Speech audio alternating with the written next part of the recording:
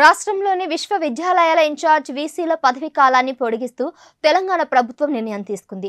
తదుపరి ఉత్తర్వులు ఇచ్చే వరకు ఇన్ఛార్జ్ వీసీలు కొనసాగుతారని విద్యాశాఖ ఉత్తర్వులు జారీ చేసింది. వీరి పదవీ కాలం జూన్ 15 వరకు మాత్రమే ఉండగా పూర్తి స్థాయి వీసీల నియామకం ఇంకా జరగకపోవడంతో ఇన్ఛార్జ్ వీసీల పదవీ కాలాన్ని రేవంత్ సర్కార్ పొడిగించింది.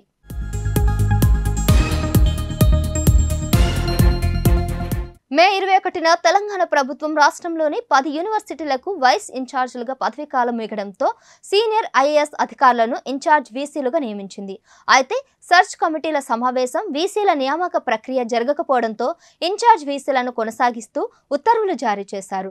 దీనికి సమయం పట్టే అవకాశం ఉండడంతో ప్రభుత్వం ఈ నిర్ణయం తీసుకుంది. ఉస్మానియా యూనివర్సిటీ దానా కిషోర్, JNTU-H కు బుర్ర వెంకటేశం, KU-కు వాకటి కరుణ, అంబేద్కర్ యూనివర్సిటీకి రిజ్వీ, తెలంగాణ యూనివర్సిటీకి సందీప్ కుమార్ సుల్తానియా, తెలుగు యూనివర్సిటీకి శైలజ రామయ్యర్, మహాత్మాగాంధీ యూనివర్సిటీకి నవీన్ మిత్తల్, పాలమూరు విశ్వవిద్యాలయానికి నదీమ్ అహ్మద్, ఫైన్ ఆర్ట్స్ యూనివర్సిటీకి జయేష్ రంజన్, శాతవాహన సురేంద్ర మోహన్ ఇన్ఛార్జ్ వీసీలుగా కొనసాగుతున్నారు.